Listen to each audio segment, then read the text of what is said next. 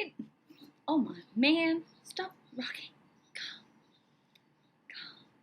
It's a new year and a new me. And by that I mean I've bothered to put makeup on today. Are you proud of me? Still no mascara. I could not be bothered putting mascara on today. But I was looking particularly a little bit flat, so here you go with my bright, they're not even coming up as much on camera as they are in real life. My cheeks are like blushed to the max right now by accident, but you know. And I got a lipstick on, technically a lip balm, but you know, coloured. And I'm dressed in a nice shirt. And today we're filming my top 10 of 2015. Oh, something else I should mention. I got this for Christmas. This is a charm necklace. Look at it. It says, so many books, so little time. And I, like, thank you, Mom. You know me so well. But yes, today we're filming a bunch of videos. But first off, the one you're watching now, which is the top 10 books of 2015. I am super late in filming this. And by super late, I mean I've seen like 50 already. And I've only just, like, today is the first day of the new year. By the time this goes up, it won't be, but you know, I'll upload this tomorrow night once we have new access to data. Because our data ran out, and well, it hasn't quite run out, but we're getting close to running out, and then we're going to get shaped. So I don't want that. So this will be uploaded tomorrow night. I'm uploading one video tonight. I'm actually filming it with this, which you will, of course, already have seen. But yes, so today we are doing my top 10 books of 2015. These are in no particular order because I think they all are amazing and they all stand a cut above the rest as something magical. I don't know how to rank them. So I'm not going to. They're just in no particular order. So first off, we have The Wise Man's Fear by Patrick Rothfuss. This is book 2 in the King Killer Chronicles. The first one being The Name of the Wind. These follow, it's a chronicle, very much a chronicle of the life of a guy whose name is supposed to be unpronounceable but looks kind of like Quoth. And he is like renowned throughout the land but in hiding, so his story is supposed to be the true tale because his story has been embellished and overdone by a bunch of people, and some bits just nobody even knew about, so this is him telling the story of what actually happened in his life, and it chronicles his life from as a young child. I assume right through till the current day-ish, but this is only book 2 out of a trilogy, so we're still only like in his 20s at this point. Not even that, I don't even think he's 20 yet. He hasn't killed a king, even though he's meant to be the king killer. So there's still a lot to go, even after the end of this book. These are amazing. They're epic, huge fantasy, and they just speak wonders. Like, I don't even know what else to say. They're a bit slow, they're meandering, but they are so good and they just stick with you, and I'm so desperate for book 3.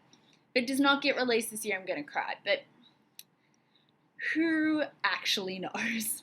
Then we have Illuminated by Amy Kaufman and Jay Kristoff. This is the first in what I believe is a trilogy, but could be a series, of science fiction stories that are told through case file format.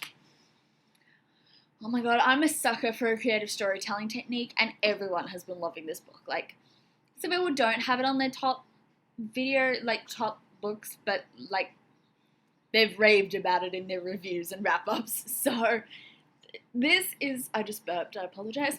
This is getting all the rave reviews, and it's new. It only came out a month ago, early December or late November, and it is just stunning. Pick it up. It's great. I'm so excited for more of them. I believe they're companion novels following an overarching theme in the same idea of the Starbound trilogy, of These Broken Stars, were also by Amy Kaufman with Megan Spooner, and it's just amazing. Like, go read it. If I tell you anything, it's spoilers pretty much, but go read it. Go read it. Then we have The Invasion of the Teeling by Erica Johansson. This is book 2 in the Teeling trilogy, series, collection. Who knows? I read book 1 this year as well, right at the start of the year, to the point that I could have sworn it was last year, but Goodreads tells me it's not, so I'm going to believe it. Book 1 I found really slow, difficult to get through just because the chapters are huge and it's so slow. This one I did not have that same problem with. I liked the main character a little less, but then she was a bit more relatable, but the story was more engaging and the writing just had a bit faster pace. Like, the first one seemed like backstory to this one, which made this one amazing. This is set in a future world that is like a regressed society that resembles a high fantasy world, but there's like little tidbits that indicate it's taking place in the future. And then this one really ties in on that future element and is kind of explaining how they got to this feudal, like, medieval state. And this one was good, okay?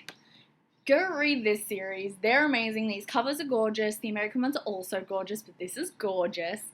And I'm so excited for the third one of these as well because, yeah.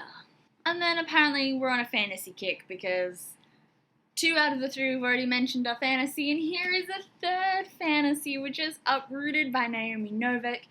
As you can see, I've terribly bent the spine, but I've talked about that in my Bad Habits video, so don't yell at me, please. I've bent the page a little bit. But this is a gorgeous cover for a gorgeous book.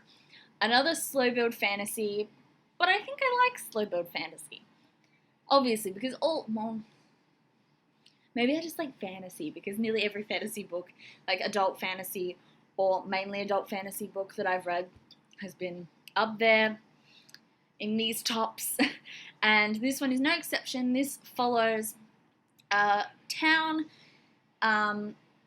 based on Polish folklore. All the names are Polish. Agnieszka, Kasia. So S's are sh's, not s's. And in this town, it's a little village, and they give up a girl to this overarching, not really a ruler, he's kind of like the lord of the area, and he takes a girl every 10 years to be his assistant, and she's not assistant, like servant, and they're the only one other than him that's allowed in this castle, but that's about all they know about him. And then our main character Agnieszka gets taken to be this girl, even though she was sure it was going to be her friend Kasia, and this just gets insane. Like, this feels like it was a trilogy. There was that much happening, but it was all one book. I mean, it was a relatively long book, but it was still only like just over 400 pages. But so much happened. It's a self-contained novel. I just can't get over this book. It was so beautiful, so well written, slow-paced, but gorgeous, and just yes. I'm also really keen to pick up more of Naomi Novik's things. I've picked up the first book in the Temeraire series, which I mentioned in my Christmas book haul, and I'm hopeful to be able to read that soon because I'm excited for more of Naomi Novik. And then we have All the Light We Cannot See by Anthony Doerr. This, of course, won awards. Like really. No wonder it is on the top of my list. Everyone thinks it's amazing, and it rightfully is amazing. This follows Werner and Marie-Laure. I don't know if I'm pronouncing that right, it's French. A little blind French girl, and then a boy in the German, what are they called? The Hitler's Youth? The Hitler Youth? And World War II, historical fiction, gorgeous. And it's just a masterpiece. Like, everyone loves this book, but deservedly, it's a masterpiece. If you haven't read it already, just pick it up and read it. It's amazing. Then this is a top 10s video. Then we have Lair of Dreams by Liv Bray. This is the second in the Diviner series. And once again, we have relatively slow-paced fantasy, in this case urban fantasy, paranormal, let's say paranormal, it is more on the paranormal side. This follows a cast of characters who are diviners, which means they have special powers. Our main character, Evie, well, they're all main characters, but one of the characters, Evie, can sense stories when she, like memories, when she touches objects. Another one, what's his name? Henry, can walk in dreams. It's book 2. I can't talk about the plot of this one, but these are creepy, supernatural themed pieces of genius. They're kind of slow paced, more that the mystery takes all of, like, how many pages are these? Like 600 pages to nut out.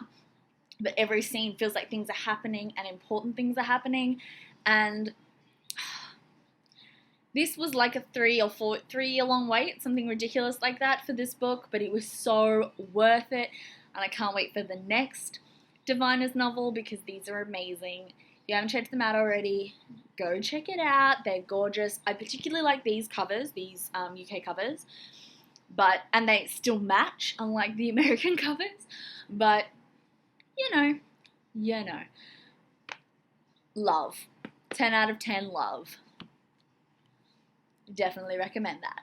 Then we have I'll Give You the Sun, which is the only contemporary on this list.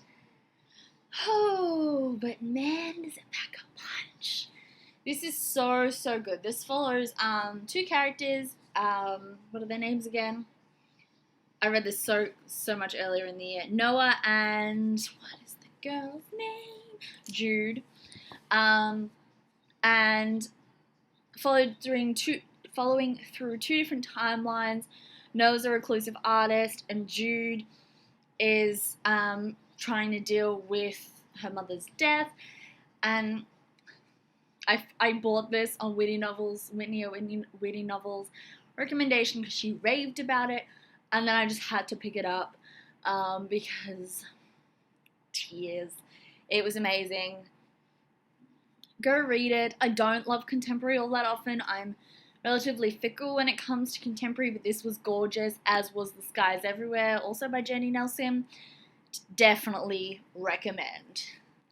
Then we have The Raven Boys by Maggie Stiefvater, but really the whole trilogy, no, the whole 3 books that are so far out in the series. It's a 4-book series. It's called The Raven Cycle. I don't know why 4-book things are called cycles. It's just a thing. I like that. Instead of a quartet, it's a cycle. I like that. These are amazing. I read all 3 this year. I don't know why I put them off for so long. I've had them on my shelf for forever. But I finally read them, and I regretted not having read them sooner. And they're just amazing. They are a magical realism style story following a group of characters that are, I don't even know how to explain.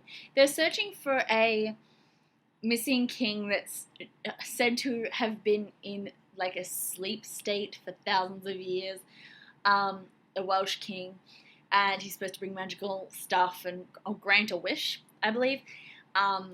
And the Raven Boys, Noah, Gansey, Ronan, and Adam meet up with Blue, who is been told that she's prophesized to, I'm telling this all wrong, okay?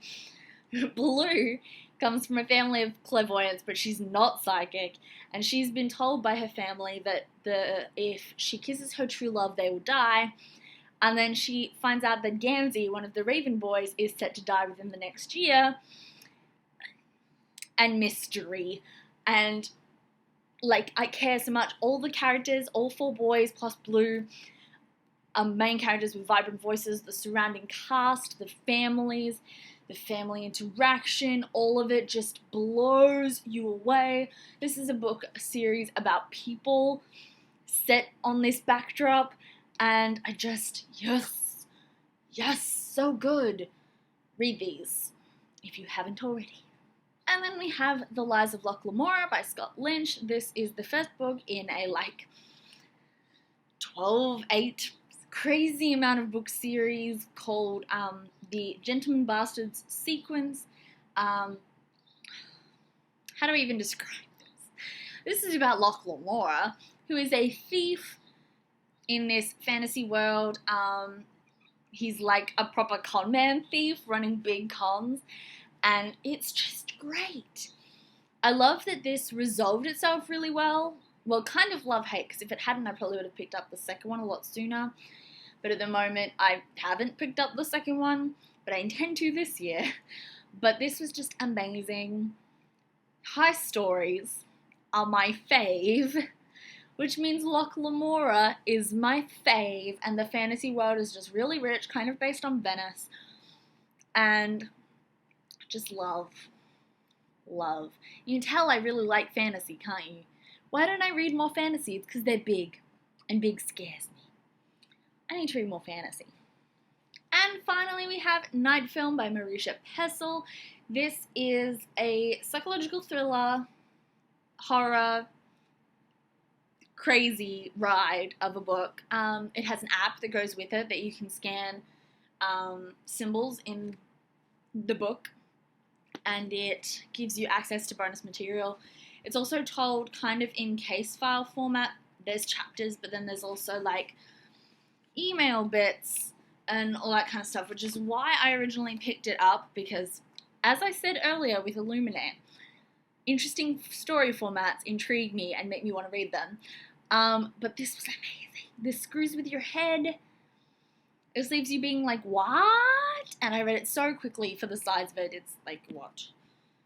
600 pages? Yeah, 600 pages, and I read it in like 2 days. It was amazing.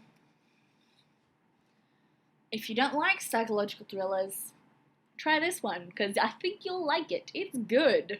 So those are my top 10 books of 2015. Actually, it was relatively easy to pick these. I was scared it wouldn't be, but when I was looking through what I'd read on Goodreads, nothing else really stood out that extra mile. There are a few things that I was like, that was really good, and then I'd look at the rest of the list and go, well, but it didn't compare to that. So my decision to settle on 10 was pretty easy. But that means I'm also terrified I've missed something important. That there was some other book that I desperately wanted to talk about because it was also good and I've just missed it and forgotten I've read it. But it'll do, won't it? I hope that you read these or are interested in reading these and have been encouraged to pick it up by my recommendation, because they're amazing and you should read them. Other than that, I hope you have had a very amazing New Year's and that you're very excited for things to come in 2016. Yeah. Okay, I will see you soon with another video. Comment down below what you think of any of these. I'll see you soon. Bye!